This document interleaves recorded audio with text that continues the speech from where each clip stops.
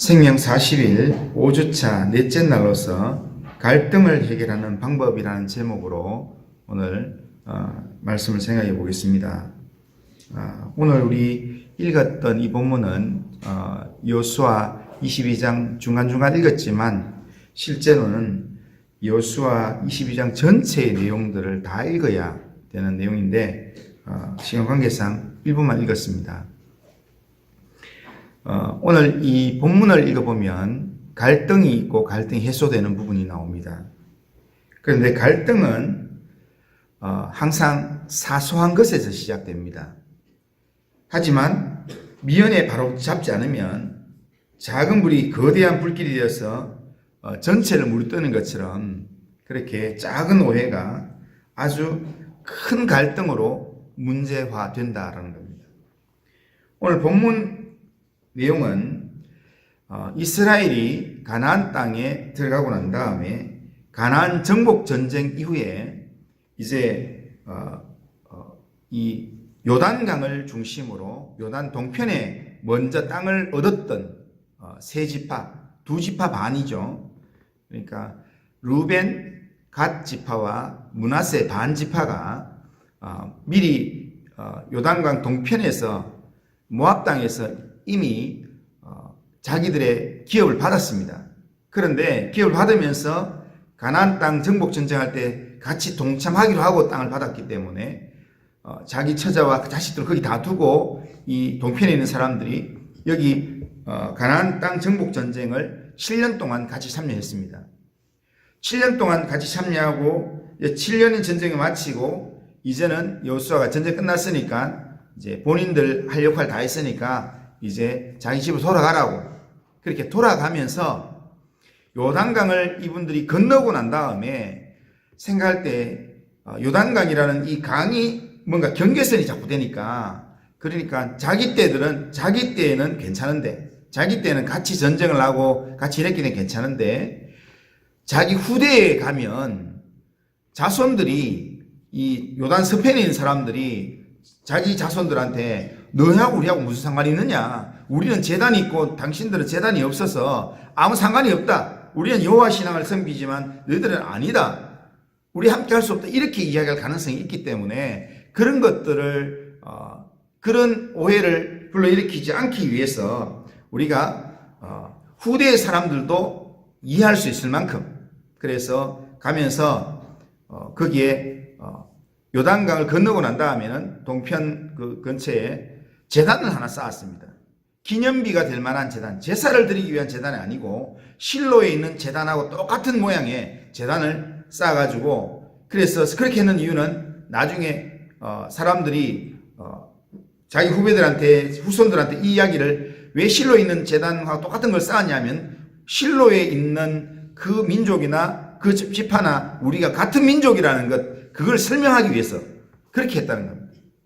좋은 의도로 그렇게 제단을 쌓았는데 그러니까 기념비를 세웠는데 그런데 이게 소문이 어떻게 났냐면은 기념비라는 의미로 제단을 쌓았는데 소문은 제단을 쌓았다. 또 다른 제단을 만들었다라는 소문이 나게 되었습니다. 그러니까 이 요단 동편에 있는 이 정착한 요단 서편에 있는 이 이미 정착한 7지파 반 사람들 측면에서는 또 하나의 우상의 제단이 될 위험성이 있다. 또 뭔가 자기들 나름의 신앙생활을 하려고 제단을 쌓은 거 아니냐. 이렇게 생각했습니다. 왜냐하면 이렇게 생각하는 이유는 전에 광야에서 제단을 쌓다가 하루아침에 24,000명이 죽는 그런 아주 비극을 경험했었습니다. 그러니까 민수기 25장에서 이런 경험을 한 그들로서는 일종의 트라우마가 있습니다. 다른 데 제사 드리면 절대로 안 된다. 이제 그런 마음이 있습니다. 그러니까 그거에 대한 이 오해가 결국 세 지파 반 어차피 나중에 가면 우상 섬겨가지고 문제가 될 것 다 죽이자 하면서 이렇게 7지파 반이 전쟁을 하려고 다 모여들었습니다. 인생은 오해의 연속입니다. 작은 오해가 커져서 전쟁까지 불사하는 그게 바로 인생의 내용입니다. 타락한 인간의 속성은 하나님을 오해하고 불신하고 배척하고 또한 무시하고 망각하는 데 너무 익숙해져 있습니다. 인간의 원죄도 오해에서 비롯되었습니다. 사단이 생각을 한번 탁 주면서 하나님하고 같이 될까봐 하나님이 너희들 못 먹게 했는 거다 하니까 그 나무를 딱 보는 순간 야, 하나님이 진짜 우리 못 먹걸로 이거 하나님 같이 될까봐 우리 못 먹게 하려고 저걸 못 먹게 했구나. 그런 오해가 생기니까 몰래 따먹는 겁니다. 그리고 현실에서도 우리는 늘 하나님을 오해할 태세를 늘 가지고 있습니다. 그래서 고난과 역경 앞에서 우리는 하나님의 뜻을 이해하기보다는 고난과 역경이 내게 다가오면 그 고난과 역경의 아픔 때문에 하나님을 오해합니다. 하나님 왜 나한테 어떻게 이럴 수 있습니까? 이런 이야기를 하면서 그러면서 쉽게 좌절하고 절망하고 하나님으로부터 멀어지려고 하는 그런 모습이 많습니다. 상황이 이런 만큼 이 하나님에 대한 오해뿐 아니라 사람에 대한 오해도 분별합니다. 부모에 대한 오해, 형제 자매에 대한 오해, 친구에 대한 오해, 또한 교회 공동체나 또한 심지어는 목회자에 대한 오해, 여러 가지 쉽게 오해의 대상이 된다는 겁니다. 오해가 문제가 됩니다. 그리고 또 갈등을 일으키는 또 하나의 문제는 잘못된 선입견입니다. 내가 과거에 가지고 있던 잘못된 이 선입견이 미리 결론을 내려버리는 겁니다. 미리 판단하고 미리 그냥 결정을 해버리고 그냥 싸우려고 한다는 겁니다. 그래서 성경은 선입견을 풀지 말라고, 미리 판단하지 말라고, 판단을 하나님께 맡기라고, 그러면서 심지어 어디까지 하냐면 원수 갚는 것은 하나님께 있다, 하나님께 맡겨라, 그렇게까지 이야기하신다는 겁니다. 그만큼 우리가 선입견에 빠질 위험이 많기 때문에 성경은 그렇게 경계를 하고 있는 것입니다. 개인이나 가정 또는 교회에서 갈등으로 이 심신이 굉장히 소진을 많이 합니다.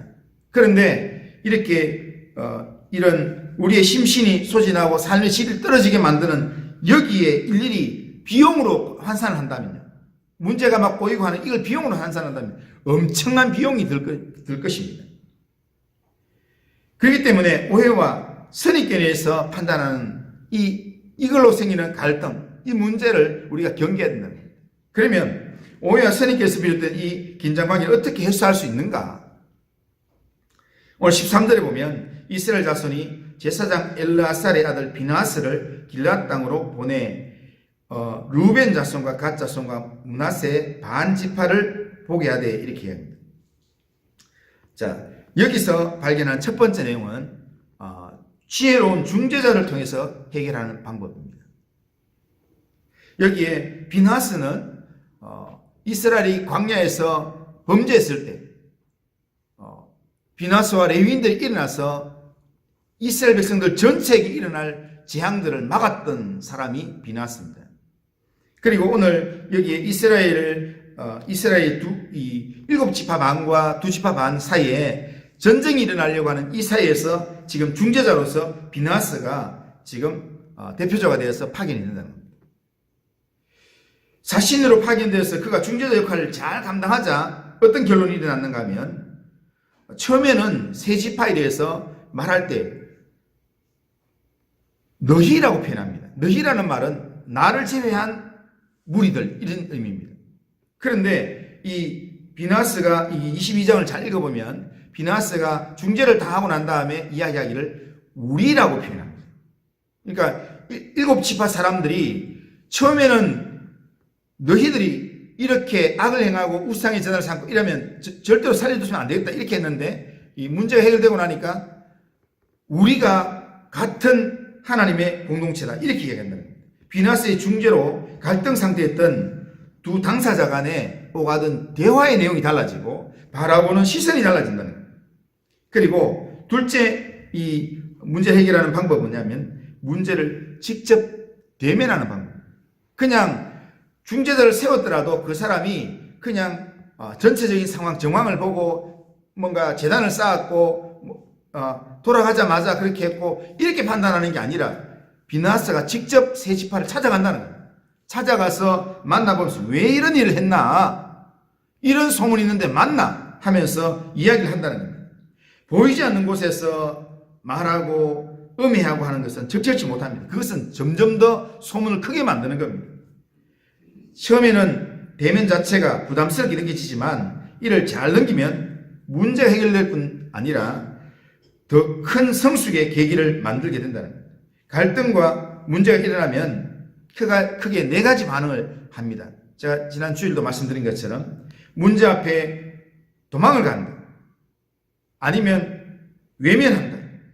아니면 무조건 막 싸우려고 한다. 그런데 마지막은 문제를 직접 대면해 보는 겁니다.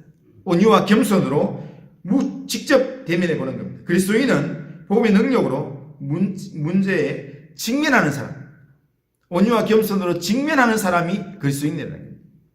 자, 그러면 이스라엘 백성이 문제에 직면해서 오해를 풀려고 하자 정말 일촉즉발의 그런 이 싸움이 일어날 뻔한 그 상황이 어떻게 달라졌는가? 우리 읽지 않았지만 32절, 33절 우리 한번 읽어보겠습니다. 32절, 33절. 예. 자, 32절, 33절 같이 한번 읽어보겠습니다. 자, 22장, 32절, 33절 시작. 제사장 엘르아살의 아들 비나스와 지도자들이 르우벤과 갓 자손을 떠나 길라 땅에서 가나안 땅 이스라엘 자손에게 돌아와 그들에게 보고하매 그 일이 이스라엘 자손을 즐겁게 한지라. 이스라엘 자손이 하나님을 찬송하고 르우벤 자손과 갓 자손이 거주하는 땅에 가서 싸워 그것을 멸하자 하는 말을 다시는 하지 아니하였더라. 아멘. 이것을 지금 여기 이 말을 기말을 요약하면 지금 보고를 딱 마치고 나니까 세 가지 방이 나옵니다. 첫 번째는 즐거웠다. 그리고 하나님을 찬송했다. 그리고는 세 번째는 다시는 오해의 말을 퍼뜨리지 않았다. 이런 말입니다. 그러니까 갈등은 늘 있게 마련입니다. 그때마다 아픔을 가져오긴 하지만 그 갈등이 중재자를 통해서 잘 해결되면 하나님께서 기쁨을 주신다는 겁니다. 즐거움을 주신다는 겁니다. 그리고 하나님을 기쁜 마음으로 예배할 수 있는, 찬송할 수 있는 그런 마음을 회복시켜 주신다는 겁니다. 그렇기 때문에 우리는 지금 이 순간에도 우리는 이런 기도를 잊지 말아야 합니다. 주님, 내가 갈등의 유발자가 아니라 화해의 중재자가 되게 해주시옵소서. 이 갈등을 잘 직면하여서 성숙의 기회로 삼게 해주시옵소서. 이런 기도로 우리는 우리의 공동체 안에서 또 우리의 관계 안에서 살아가야 된다는 겁니다. 선입견은 색깔이 들어간 안경 렌즈와 같은 겁니다. 그걸 끼고 보면은 전부 다 그 색깔로 보이는 겁니다. 붉은 색깔이 들어가 있는 안경을 끼고 보면 온 세상이 붉게 보이는 겁니다. 우리 전기 산행이나 어디 갔어요. 이렇게 어느 안에 들어갔는데 어떤 분이 자주 그런 말 합니다. 들어가서 아니 여기는 불도 안 켜고 왜 이렇게 깜깜하게 있나? 왜 그렇게 했습니까? 선글라스를 꼈기 때문에 그런 겁니다. 바깥에 햇빛 나온다고 선글라스를 껴고 계속 다니다가 선글라스 벗는 걸 깜빡하고 실내 안에 들어갔는데 실내 안에 들어가서 보니까 실제로는 등불이 있어서 환한데요. 자기 혼자 시커멓게 보이는 겁니다. 그러면서 안경을 벗고 보세요. 이러면은 안경 때문에 이랬구나. 안경을 벗으면 세상이 정확히 보인다는 겁니다. 선글라스를 그렇게 하는 것처럼 선입견의 안경을 끼고 보면 모두가 다 그렇게 보이는 겁니다. 그렇기 때문에 우리는 선입견이나 안경을 벗고 맨눈으로 사건의 본질을 볼 수 있어야 합니다. 그런데 우리 인생의 비나스와 같은 최고의 중재자가 누구인가? 바로 예수 그리스도입니다. 우리 인생에 있어서 어려운 문제를 만나고 갈등의 문제를 만날 때 최고의 중재자이신 예수님께 나아가서 예수님을 바라보면서 예수님께 문제를 맡기고 우리가 갈등의 문제를 해결하려고 그 문제에 직면하기 시작하면 주님께서 우리에게 은혜를 베푸셔서 기쁨을 회복시켜 주시고 우리가 다시 한번 하나님 앞에 함께 예배드릴 수 있는 그런 마음을 회복시켜 주신다라는 것입니다. 아무리 내 생각이 옳은 것 같고 이렇게 하더라도 거기에 복음의 능력과 기쁨이 나타나지 않고 관계를 깨트리는 그런 내용으로 간다면 그것은 복음의 내용이 아닙니다. 우리는 오늘도 하나님께서 내게 주신 사명자의 삶, 갈등을 해결하는 화해자의 삶을 살기 위해서 오늘도 예수님을 의지하고 예수의 성품을 담고 그리고 작은 오해가 큰 갈등이 될 수 있다는 것, 그것을 생각하면서 우리가 그냥 머리로만 생각하고 그냥 선입견으로만 생각하는 게 아니라 오늘 내 주어진 삶에서 하나님이 내게 주신 지혜와 하나님 주신 마음들을 다 활용해서 정말 나 자신을 잘 점검하고 활용해서 갈등을 해결하는 화해자의 삶을 살아가시는 우리 모든 성도님들 다 되시기를 주님의 이름으로 축원합니다. 자, 기도하겠습니다.